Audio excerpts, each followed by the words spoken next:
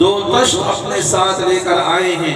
آپ علیہ السلام کے قلب اطہر کو چاک کیا ہے، سینہ مبارک کو چاک کیا ہے، قلب اطہر کو نکالا ہے، دونوں تشتوں میں دھویا ہے، دل کو اس قابل بنایا ہے کہ اس دل پر اللہ کے کلام کا نہ اترنا تھا. جبرائیل علیہ السلام پہلی وحی لے کر آئے اور فرمایا اقرأ، پڑھیے. آپ نے فرمایا ما انا بقارئ، میں نہیں پڑھ سکتا، میں نہیں پڑھ سکتا. تو جبرائیل علیہ السلام نے اپنے سینے کے ساتھ لگا کر زور سے بھینچا ہے.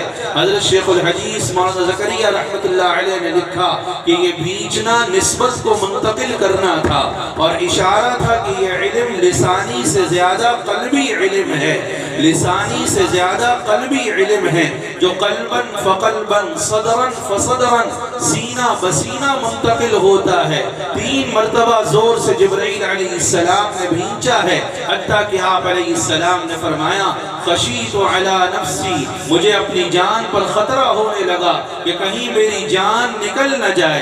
حضرت مفتی شفیع صاحب رحمت اللہ علیہ لکھتے ہیں کہ اس علم کے پڑھنے پڑھانے میں اور سیکھنے سکھانے میں اور حاصل کرنے میں اور اس علم کے پھیلانے میں اتنی محنت کرو، اتنی محنت کرو کہ جان جاتی ہوئی نظر آئے، تب جا کے اتباع سنت پیدا ہوگی کہ آپ علیہ السلام پر وحی منتقل ہو رہی ہے اور اقرأ کی وحی آپ پر ڈالی جا رہی ہے. اور 3 مرتبہ زور سے آپ کو بھینچا گیا، پسینے میں شرابور ہو گئے آپ علیہ السلام اور گھر آئے تو بخار چڑھا ہوا تھا، جان کا خطرہ تھا. یہ علم مشقتوں کو چاہتا ہے، محنت کو چاہتا ہے. موسیٰ علیہ السلام کو سفر کروایا. اللہ نے قرآن میں فرمایا، حدیث پاک میں آپ علیہ السلام نے فرمایا کہ دجال کا فتنہ سب سے بڑا فتنہ ہوگا اور جو ہر جمعے کو سورہ کہف کے پڑھنے کا اہتمام کرے گا اللہ اسے دجالی فتنوں سے محفوظ کرے گا.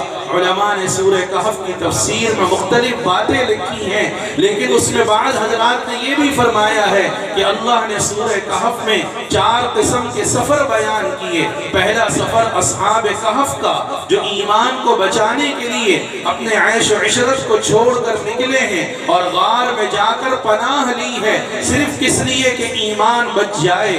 دوسرا سفر موسیٰ علیہ السلام کا علم کو حاصل کرنے کے لیے کہ اللہ ان کی زبان سے نکل گیا کہ میں عالم.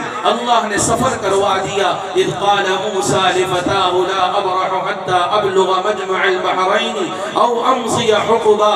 خضر علیہ السلام ان کے پاس پہنچایا اور خضر علیہ السلام ان سے کہہ رہے لن تستطیع معی صبرا، تم میرے ساتھ صبر نہیں کر سکتے. موسیٰ علیہ السلام فرما رہے ہیں ستجدنی انشاءاللہ صابرا. کتنی عاجزی ہے، کتنی انکساری ہے ان الفاظ میں کہ آپ مجھے عن قریب انشاءاللہ صبر کرنے والا پائیں گے. باب الرحلت فی طلب العلم، امام بخاری رحمت اللہ علیہ نے عنوان باندھا ہے طلب علم کے لیے سفر کرنا.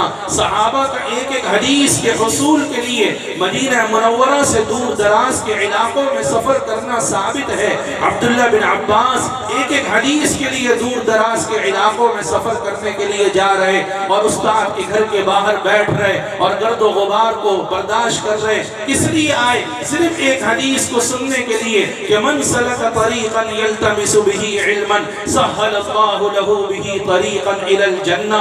جو علم حاصل کرنے کے راستے پہ چل پڑتا ہے اللہ اس کا جنت تک پہنچنے کا راستہ آسان کر دیتے ہیں. یہ طلباء علم حاصل کرنے کے راستے پہ چل پڑے اللہ جنت تک بھی انشاءاللہ پہنچائے گا. یہ وہ راستہ ہے جس کی انتہا جنت ہے، یہ وہ راستہ ہے جس راستے پر چل کر اللہ ملتا ہے.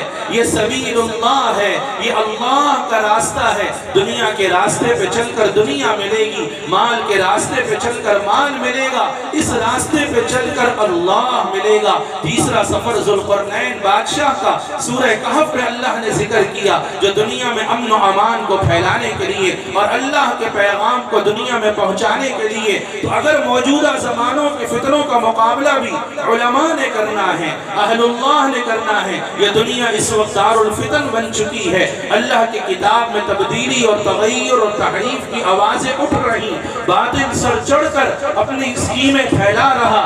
علماء کی ذمہ داری، طلباء کی ذمہ داری، صلحاء کی ذمہ داری، اہل اللہ کی ذمہ داری ہے کہ آپ علیہ السلام جس دین کو جس شکل میں لے کر آئے اس شکل میں محفوظ رکھنا اور بعین ہی وہی دین امت تک پہنچانا۔ حضور علیہ السلام کے انتقال کے بعد فتنے اٹھے ہیں، ارتداد کا فتنہ اٹھا ہے۔ ابو بکر رضی اللہ تعالی عنہ نے سب کو مدینہ سے باہر نکالا ہے، اور یہ جملہ ابو بکر کا تاریخی جملہ ہے رضی اللہ تعالی عنہ کا، جس جملے کی وجہ سے علماء نے کہا کہ اگر قیامت تک دین محفوظ ہے تو حضرت ابو بکر رضی اللہ عنہ کے اس جملے کی وجہ سے کہ اَيَنْقُصُ الدِّينُ وَأَنَا حَيٌّ، دین میں کمی آئے اور ابو بکر زندہ رہے، یہ نہیں ہو سکتا۔ میرے محترم علماء، طلباء، اساتذہ کرام، بہت ہی خادمانہ، عاجزانہ، طالبانہ، مؤدبانہ گزارش ہے کہ دین کی حفاظت کرنا، فتنوں سے محفوظ کرنا، ينفون عنہ تحریف الغالین وانتحال المبطلین وتعبیر الجاہلین کا منظر پیش کرنا،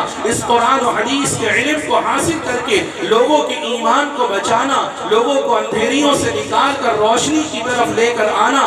کتاب انزلناہ الیک لتخرج الناس من الظلمات الی النور، یہ اللہ نے قرآن سے تعلق جوڑا ہی اسی لیے تاکہ لوگوں کو اندھیریوں سے روشنی کی طرف لے کر آئیں اور فتنوں کا مقابلہ کرنا کہ انہ لکتاب عزیز لا یأتیہ الباطل من بین یدیہ ولا من خلفی، اور پوری دنیا میں دین کو پہنچانا، امن کے پیغام کو پہنچانا، یہ ہم سب کی ذمہ داری ہے۔ بِمَسْتُحْفِظُوا مِن کتاب اللہ وَكَانُوا عَلَيْهِ شُهَدَاء، اللہ نے آپ کو شہداء بھی بنایا، علماء بھی بنایا، اللہ کی کتاب کی حفاظت بھی ہمارے ذمہ ہے۔